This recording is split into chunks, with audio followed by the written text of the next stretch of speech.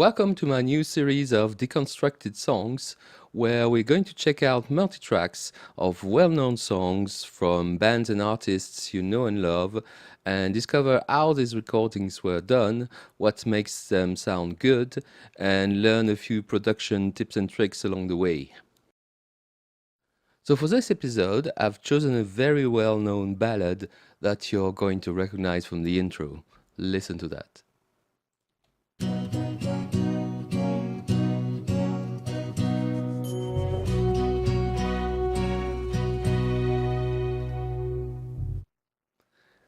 The song is, of course, If You Leave Me Now from the band Chicago. It was released in 1976 on their 10th album, the Chocolate Album. The single went #1 for a few weeks everywhere and is probably the biggest Chicago hit ever.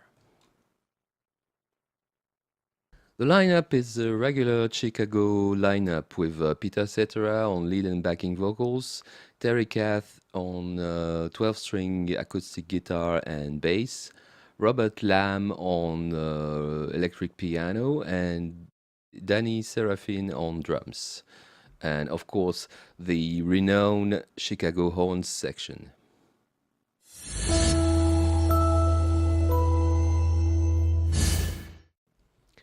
It was one of the only 5 non-disco songs to make it to the #1 in the US in a 9-month period of 1976. It won many Grammy Awards, and the album is certified gold and platinum in many countries. This was also the first Chicago track to feature an acoustic guitar lead. The acoustic is actually played by James William Guercio, who also produced the album. Guercio was an accomplished musician who, before working as a manager for the band, had toured with the Beach Boys as a bass player. On If You Leave Me Now, he played the acoustic guitar part as a demo, figuring that the regular Chicago guitarist Terry Kath would put down the proper track when he was available. But in the end, the band thought Guercio's part sounded great, so they kept it on the final recording. Terry still played the 12-string and a short acoustic solo section, as well as the bass.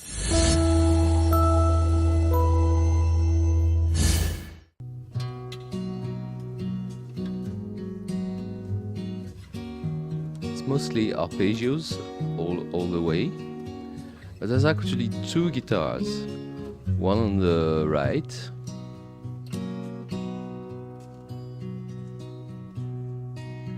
and the other on the left.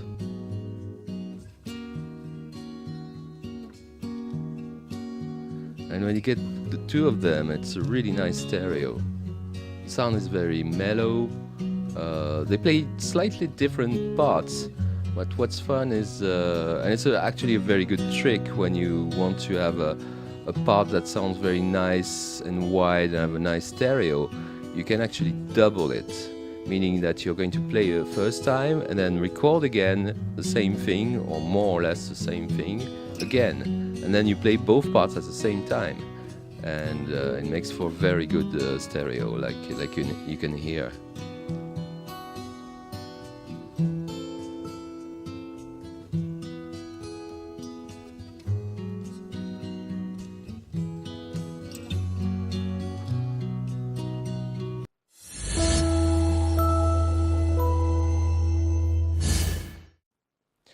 The song structure is quite unusual.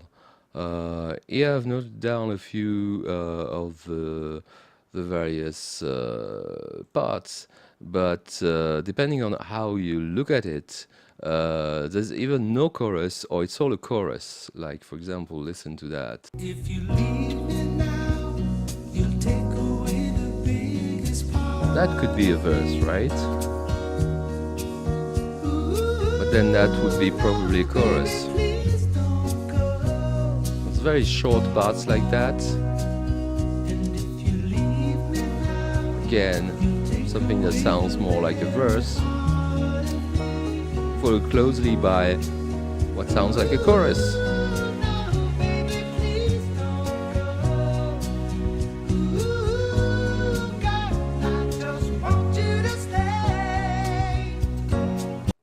There's also a big emphasis on hooks. in many of the parts, like the way the 12th string is responding to the vocals and is followed by the acoustic guitar and French horns. I've noted down here, especially at the end, there's all sorts of chorus and hook response. So let's listen to that. That would be the chorus, then a response from the 12th string, then guitar and French horns, and again.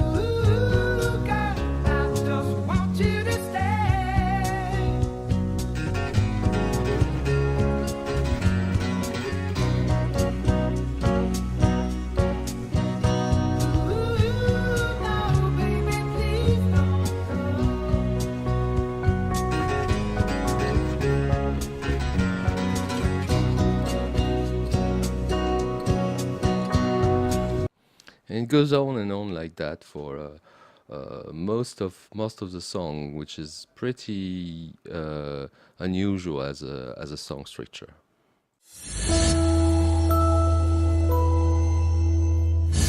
The groove is nicely laid down by drum and bass. Let's listen to that. The bass is playing tightly with the kick, which is what we call playing in the pocket. And drums are really just kick, we have here on this track, and snare and hi-hat. The relaxed feel comes from the mid-tempo, the brush snare of course, but also the fact that the drums and bass are playing more behind the beat than on top of it or even before. Playing slightly behind the beat makes you hear that, well, there's no rush basically.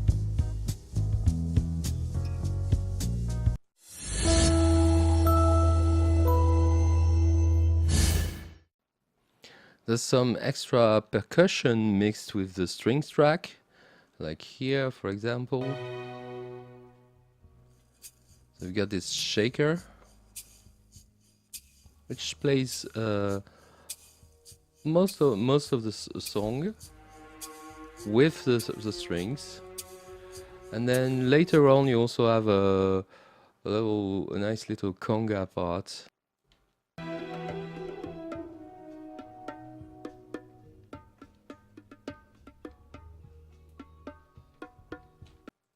Actually, this plays really nicely with the keys, kind of highlighting some of the arpeggios and notes that the keys are doing in this small part here.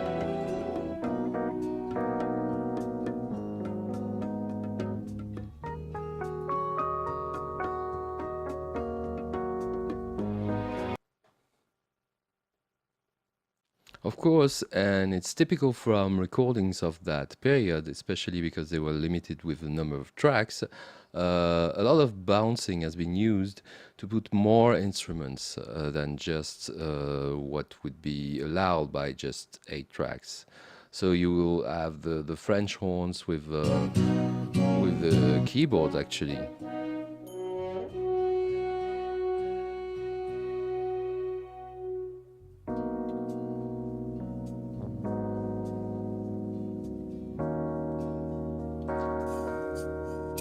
Then as we saw before, the shaker is on the strings track. There's also some parts where the 12th string, or there's a small solo part somewhere here, where the guitar is actually, the arpeggios are replaced by a small acoustic solo.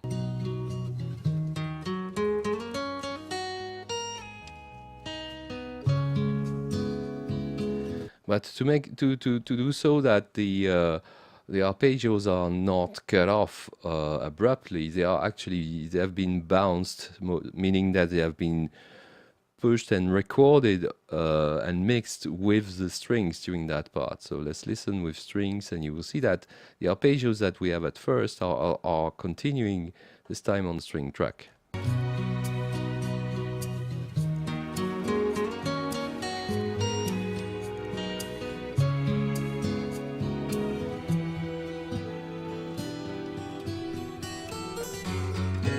Same thing, like when the 12th string is playing, it's played mainly on the guitar tracks, but the arpeggios are then played on the strings track.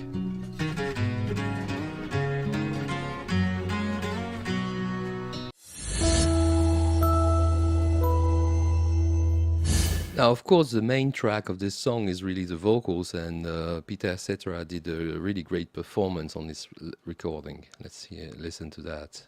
And if you leave me now, so the vocals have been doubled too, so he has recorded twice the same performance. There's a really great room sound as well.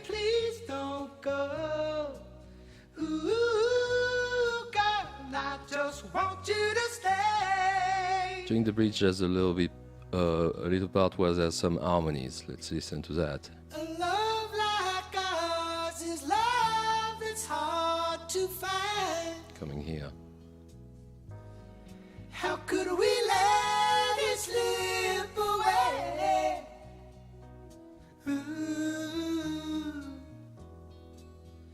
We've come too far. But most of the time it's really doubled vocals, and it's really giving a great sound.